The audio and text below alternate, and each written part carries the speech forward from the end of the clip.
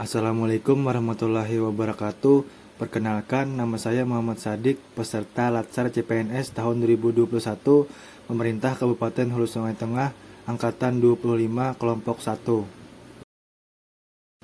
Pada kesempatan ini, saya diberi tugas untuk membuat mind map tentang materi wawasan kebangsaan dan nilai-nilai bela negara. Ini dia mind map yang saya buat. Untuk lebih jelasnya, saya akan menjelaskan mind map ini pada video berikut. Wawasan kebangsaan dan nilai-nilai bela negara. Pertama, saya akan menjelaskan mengenai wawasan kebangsaan. Yang pertama di sini ada definisi. Wawasan kebangsaan adalah cara pandang bangsa Indonesia dalam rangka mengelola kehidupan berbangsa dan bernegara yang dilandasi oleh jati diri bangsa dan kesadaran terhadap sistem nasional yang bersumber dari Pancasila, Undang-Undang Dasar Negara Republik Indonesia tahun 1945, Negara Kesatuan Republik Indonesia, dan Bhinneka Tunggal Ika. Lalu ada sejarah. Ada beberapa titik penting dalam sejarah bangsa Indonesia. Yang pertama, Budi Utomo. Pada tanggal 20 Mei 1908, puluhan anak muda berkumpul di Aula Stovia. Dalam pertemuan itu, mereka sepakat mendirikan organisasi Budi Utomo. Lalu yang kedua ada Perhimpunan Indonesia atau disebut PI. Perhimpunan Indonesia merupakan organisasi pergerakan nasional pertama yang menggunakan istilah Indonesia. Bahkan Perhimpunan Indonesia menjadi pelopor kemerdekaan bangsa Indonesia di kancah internasional. Perhimpunan Indonesia diprakarsai oleh Sultan Kasayangan dan R.N. Noto Suroto pada 25 Oktober 1908 di Leiden, Belanda. Yang ketiga, Kongres Pemuda I. Pada tanggal 30 April 1926 di Jakarta diselenggarakan Kerapatan Besar Pemuda yang kemudian terkenal dengan nama Kongres Pemuda I. Kongres Pemuda I ini dihadiri oleh wakil organisasi pemuda Jong Java, Jong Sumatrenan, Bon, Jong Ambon, Sekarukun, Jong Islamitenbon, Studerenden Minahasair, kemudian Jong Batakbon, dan pemuda kaum Teosopi juga ikut dalam kerapatan besar ini. Lalu yang keempat ada Kongres Pemuda II pada tanggal 27 sampai 28 Oktober 1928, Kongres Pemuda kedua dilaksanakan. Lalu yang kelima ada BPUPKI.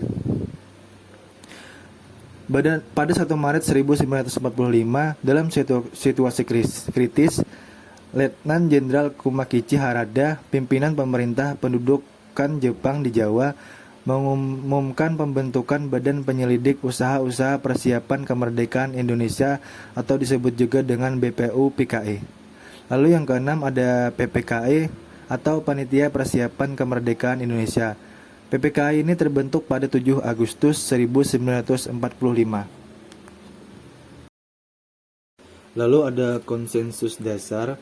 Setiap bangsa harus memiliki suatu konsepsi dan konsensus bersama menyangkut hal-hal yang fundamental bagi keberlangsungan, keutuhan, dan kejayaan bangsa yang bersangkutan. Ada 4 konsensus dasar, yaitu Pancasila, Undang-Undang Dasar 1945, Bhinneka Tunggal Ika, dan NKRI. Yang pertama ada Pancasila. Pentingnya kedudukan Pancasila bagi bangsa Indonesia dalam hidup bermasyarakat, berbangsa dan bernegara, sehingga gagasan dasar yang berisi konsep, prinsip, dan nilai yang terkandung dalam Pancasila harus berisi kebenaran nilai yang tidak asing bagi masyarakat Indonesia. Dengan demikian, rakyat rela menerima, meyakini, dan menerapkan dalam kehidupan yang nyata. Untuk selanjutnya dijaga kokoh dan kuatnya gagasan dasar tersebut agar mampu mengantisipasi perkembangan zaman. Untuk menjaga, memelihara, memperkokoh, dan mensosialisasikan Pancasila, maka para penyelenggara negara dan seluruh warga negara wajib memahami, meyakini, dan melaksanakan kebenaran nilai-nilai Pancasila dalam kehidupan bermasyarakat, berbangsa, dan bernegara.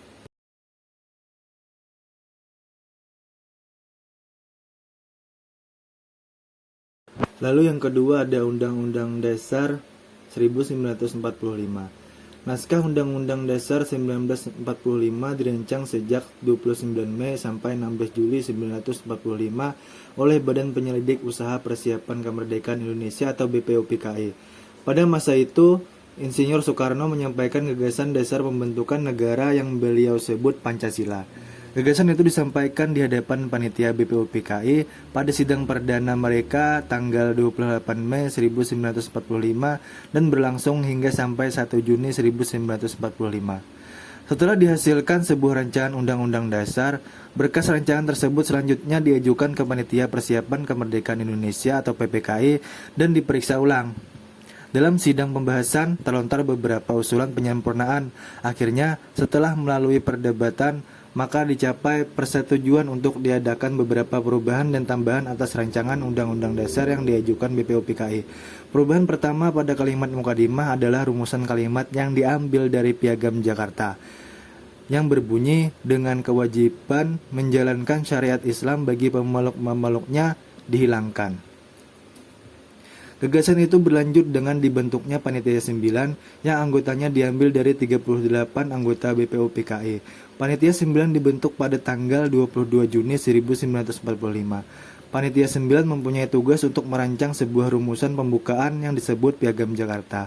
Pada tanggal 18 Agustus 1945, sehari setelah proklamasi kemerdekaan dikumandangkan, Piagam Jakarta disahkan menjadi pembukaan Undang-Undang Dasar 1945 oleh PPKI.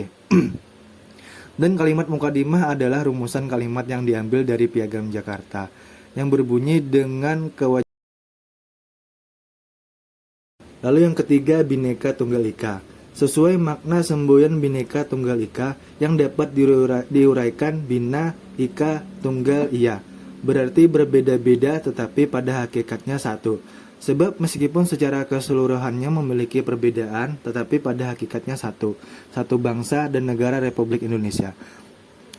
Lambang NKRI Garuda Pancasila dengan semboyan Bhinneka Tunggal Ika ditetapkan Peraturan Pemerintah Nomor 66 Tahun 1951 pada tanggal 17 Oktober, diundangkan pada tanggal 28 Oktober 1951 tentang lambang negara, bahwa usaha bina negara baik pada masa pemerintahan Majapahit maupun pemerintah NKRI berlandaskan pada pandangan sama, yaitu semangat rasa persatuan, kesatuan, dan kebersamaan sebagai modal dasar dalam menegakkan negara.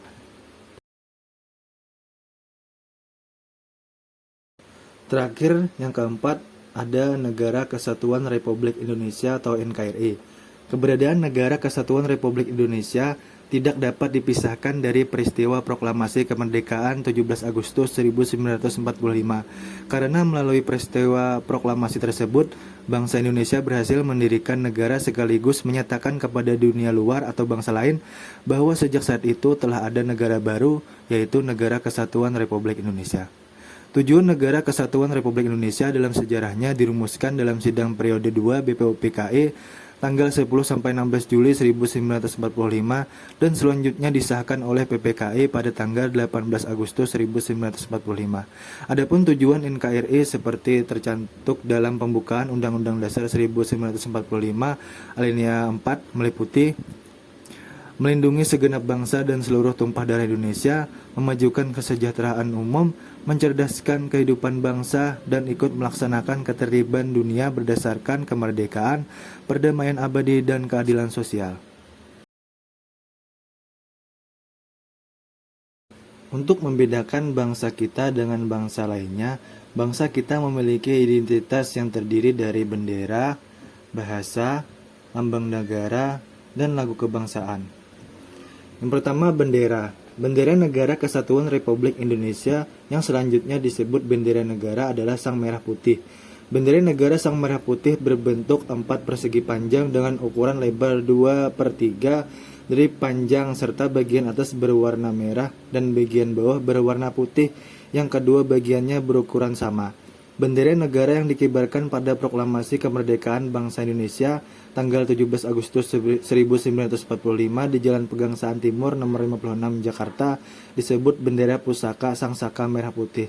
Bendera pusaka Sang Saka Merah Putih disimpan dan dipelihara di Monumen Nasional Jakarta.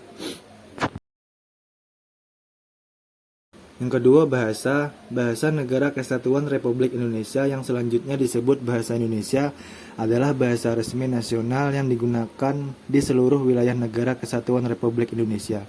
Bahasa Indonesia yang dinyatakan sebagai bahasa resmi negara dalam pasal 36 Undang-Undang Dasar Negara Kesatuan Republik Indonesia tahun 1945 bersumber dari bahasa yang diikrarkan dalam Sumpah Pemuda tanggal 28 Oktober 1928 sebagai bahasa persatuan yang dikembangkan sesuai dengan dinamika peradaban bangsa. Bahasa Indonesia berfungsi sebagai jati diri bangsa, kebangsaan nasional, sarana pemersatu berbagai suku bangsa, serta sarana komunikasi antar daerah dan antar budaya daerah.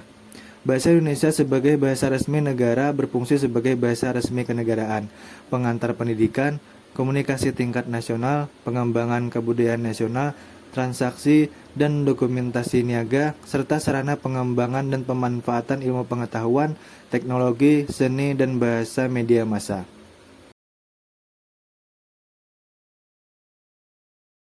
Yang ketiga, lambang negara. Lambang negara Kesatuan Republik Indonesia yang selanjutnya disebut lambang negara adalah Garuda Pancasila dengan semboyan Bhinneka Tunggal Ika.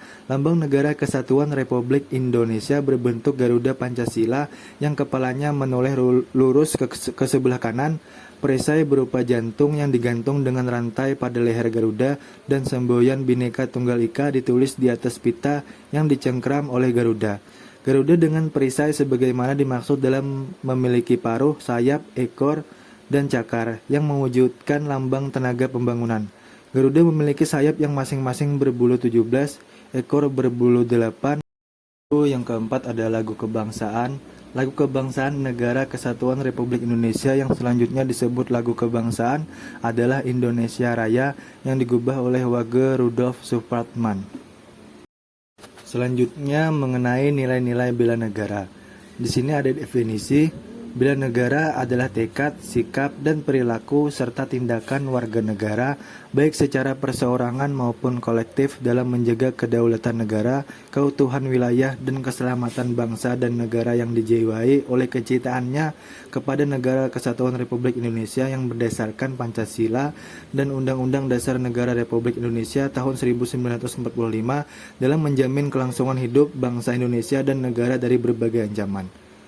Hari Bela Negara ditetapkan dengan Keputusan Presiden Republik Indonesia Nomor 28 Tahun 2006 tentang Hari Bela Negara tanggal 18 Desember 2006 dengan pertimbangan bahwa tanggal 19 Desember 1948 merupakan hari bersejarah bagi bangsa Indonesia. Lalu ada nilai dasar bela negara. Dalam Undang-Undang Republik Indonesia Nomor 23 Tahun 2019 tentang pengelolaan sumber daya nasional untuk pertahanan negara pasal 7 dijelaskan bahwa keikutsertaan warga negara dalam usaha bela negara salah satunya dilaksanakan melalui pendidikan kewarganegaraan dengan pembinaan kesadaran bela negara dengan menanamkan nilai dasar bela negara yang meliputi 1. Cinta tanah air. Kesadaran bela negara ditumbuhkan dari kecintaan pada tanah air Indonesia, tanah tumpah darah yang menjadi ruang hidup bagi warga negara Indonesia. Tanah dan air merupakan dua kata yang merujuk pada Kepulauan Nusantara. Rangkaian kepulauan yang menjadikan air bukan sebagai pemisah, namun justru sebagai pemersatu dalam wilayah yurisdiksi nasional. Tanah air yang kaya akan sumber daya alam, indah dan membanggakan, sehingga patut untuk disyukuri dan dicintai. Dari cinta tanah airlah berawal tekad untuk menjamin kelangsungan hidup bangsa Indonesia dan negara dari berbagai ancaman.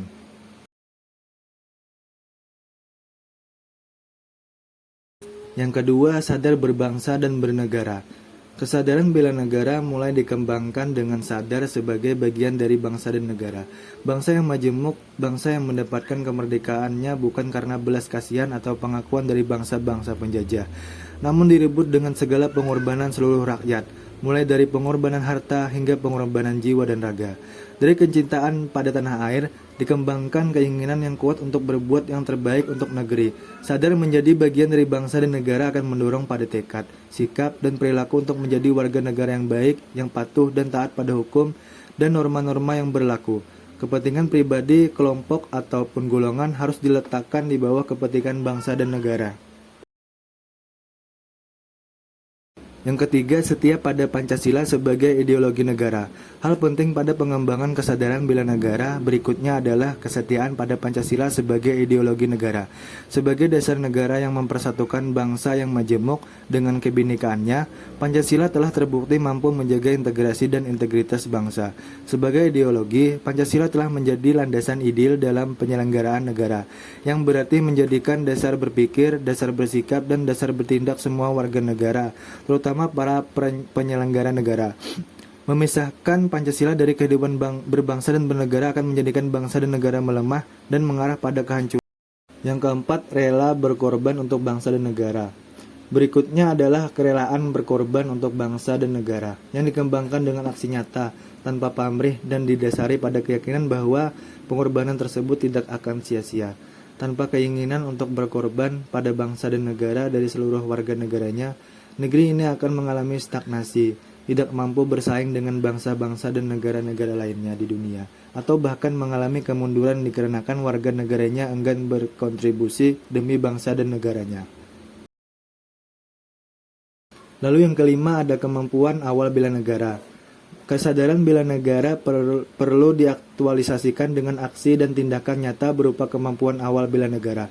Kemampuan awal bela negara tidak dapat diartikan secara sempit, namun harus diartikan secara luas. Di lapangan, pengabdian sesuai profesi masing-masing. Kompetensi menjadi awal dari terbentuknya kemampuan untuk membela negara menghadapi berbagai bentuk ancaman, bahkan sejak ancaman tersebut masih berupa potensi ancaman. Dengan kompetensi masing-masing dan sesuai dengan profesi, seluruh warga negara berhak dan wajib untuk menjaga kedaulatan negara, keutuhan wilayah, dan keselamatan bangsa dan negara yang dijiwai oleh kecintaannya kepada negara Kesatuan Republik Indonesia yang berdasarkan Pancasila dan Undang-Undang Dasar Negara Republik Indonesia tahun 1945 dalam menjamin kelangsungan hidup bangsa Indonesia dan negara dari berbagai ancaman. Lalu terdapat beberapa contoh implementasi bela negara yang bisa kita lakukan sebagai aparatur sipil negara di tempat kerja kita. Yang pertama ada memegang teguh ideologi Pancasila, yang kedua setia dan mempertahankan Undang-Undang Dasar Negara Republik Indonesia tahun 1945 serta pemerintahan yang sah. Yang ketiga mengabdi kepada negara dan rakyat Indonesia. Yang keempat menjalankan tugas secara profesional dan tidak berpihak. Yang kelima membuat keputusan berdasarkan prinsip keahlian. Yang keenam menciptakan lingkungan kerja yang non-diskriminatif. Dan ketujuh memelihara dan menjunjung tinggi standar etika yang luhur. Yang kedelapan mempertanggungjawabkan tindakan dan kinerjanya. Demikian penjelasan mind map yang saya buat mengenai wawasan kebangsaan dan nilai-nilai bela negara. Terima kasih. Assalamualaikum warahmatullahi wabarakatuh.